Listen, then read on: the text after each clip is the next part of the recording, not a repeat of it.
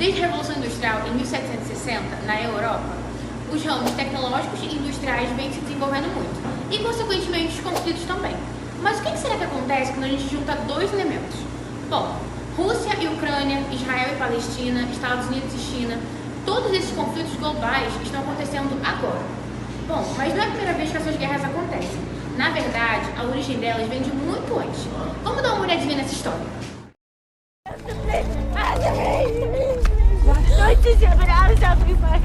Heute moet ze diegene die niet konden snappen, die worden als slaven meegenomen. Wat is het gebeurd? Bed aan die andere kant van die loegang. Dinah, we have to go. We need to help these people. We have to stay on mission. The next safe crossing is at least a day away. What are we waiting We for? cannot leave without helping them. These people are dying. They've nothing to eat, and in the village enslaved, she said. I understand that. Women, we need to make our next children. position by How sunlight. can you say that? What is the matter with you? This is no man's land, Diana. It means no man can cross it, all right? This battalion has been here for nearly a year, and they barely gained an inch.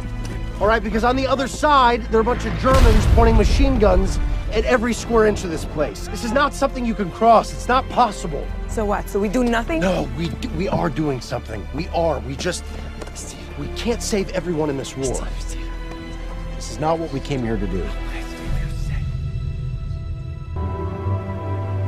No. But it's what I'm going to do. Em 1914, o herdeiro do trono austro-húngaro foi assassinado. Esse motivo gerou a Primeira Guerra Mundial, entre Inglaterra, França e Rússia, que caiu fora em 1917, Alemanha, Império Austro-Húngaro e Império Otomano, formando a Tríplice Aliança. A Primeira Guerra Mundial foi um período de intenso desenvolvimento tecnológico, especialmente no campo militar. World War I wasn't just the first industrial war, it was also the first scientific war. It was the first time that societies had taken all of their resources of science and intelligence and said, how do we do this better? Houve avanços significativos em armas, tanques, aviões, submarinos e gases tóxicos, além de inovações em comunicação, como rádios e outros equipamentos. A Reserva Estratégica Científica é um esforço aliado composto pelas melhores mentes do mundo livre. A nossa meta é criar o melhor exército da história. Mas todo exército começa com um homem. Rogers, saia daí!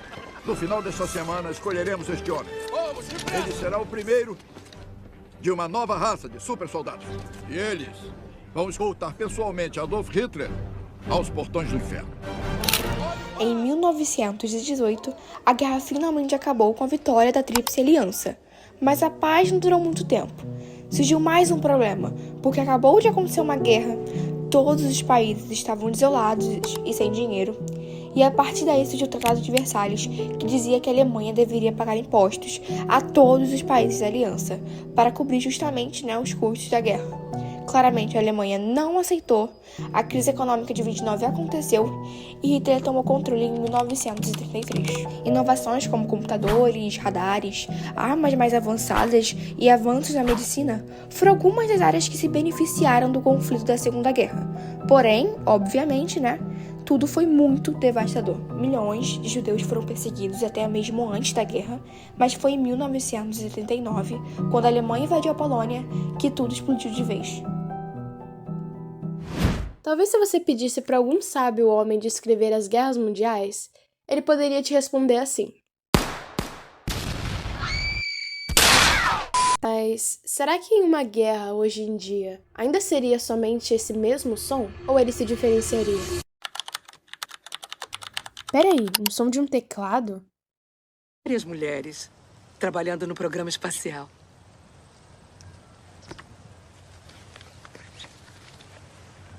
Os malditos russos nos observam agora. Sputniks. Vocês conheceram os astronautas? Mercury 7? É claro que sim. Sim, senhor. Nós trabalhamos com eles o tempo todo. São os melhores que temos, com certeza. É. Um dos nossos tem que ir antes dos comunistas. Com certeza. O país inteiro conta com eles. É verdade. Mas é difícil ir trabalhar com um carro quebrado. Certo, tudo bem. Precisam de um reboque? Não, obrigada, policial. Posso resolver. A chave de fenda. Eu só preciso cuidar da ignição. ela é boa nisso. Isso, garota. Tudo resolvido. O mínimo que posso fazer é acompanhá-las. Creio que estão atrasadas. Não precisa, senhor. Não queremos Seria incomodar. maravilhoso, policial. Os conceitos clássicos de guerra foram um pouco modificados com essa daqui, a Guerra Fria. Acontece que a Europa acabava de passar por 2 guerras em menos de 30 anos de diferença entre elas. Mas assim como esse indivíduo aí, surgiram vários governos totalitários nesse período. Na Itália com Mussolini, na Rússia com Stalin, e os Estados Unidos também estavam passando por diversas mudanças, principalmente depois de se tornar a maior potência mundial depois da Primeira Guerra. O seu concorrente? A União Soviética. Foi aí que se iniciou um grande conflito político e ideológico que dividia o mundo em 2, o capitalismo contra o socialismo, ou comunismo. Porém, a grande característica dessa guerra é que ela não foi através do pelo menos não entre as 2 potências. Ela foi enfrentada indiretamente, através de corridas tecnológicas e ideológicas. Foi entre 1946 e 1991, quando a União Soviética se desfez, que essa guerra por poder acabou. Vocês conseguiram reparar que os ataques foram feitos não através de confrontos diretos ou físicos, mas através de passos enormes na tecnologia a fim de um ultrapassar e confrontar um ao outro? Pois é, essa guerra ela foi um reflexo da atualidade. E como as lutas seriam dali por diante? Se naquela época as 2 potências fizeram coisas nesse nível em prol de si mesmas, o que dizer de hoje em dia? Tipo, olha em volta, o seu celular, a TV e o Wi-Fi na sua casa, o projetor na sala de aula que provavelmente está fazendo você assistir a gente. Estamos cercados por tecnologia. Mas será que isso é bom? Quando as pessoas ouvem o termo guerra cibernética, talvez elas pensem nisso aqui.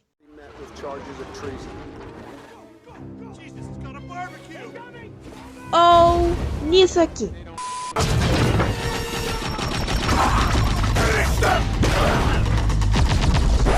Na real, a cibernética é a ciência que estuda os sistemas de controle e comunicação em máquinas e seres vivos. Também podem se referir ao que se passa no ciberespaço ou na internet. Ou seja, guerra cibernética ou cyberguerra refere-se ao uso de tecnologias de informação e comunicação para fins ofensivos e defensivos, com o objetivo de prejudicar ou desestabilizar sistemas informáticos de um adversário.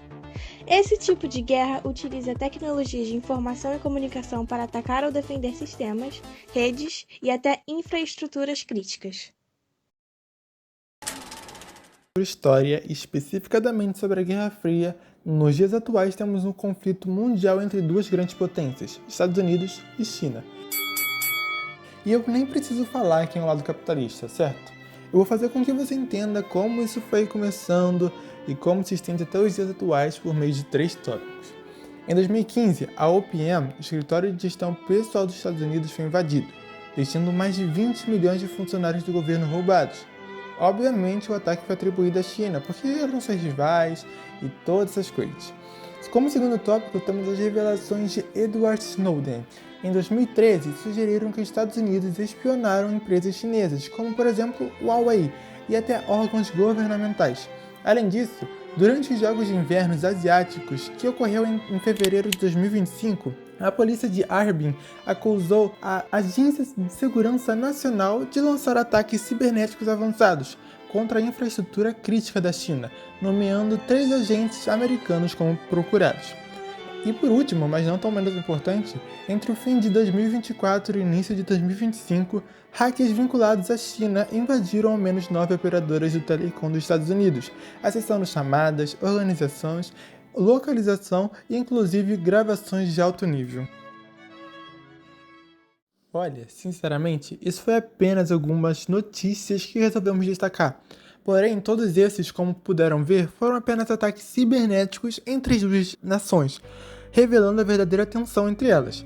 Há anos presenciamos coisas assim, e como elas acompanham os limites e as capacidades humanas, o que sinceramente pode ser muito assustador. O que pensaram fazer com tamanha tecnologia em mãos?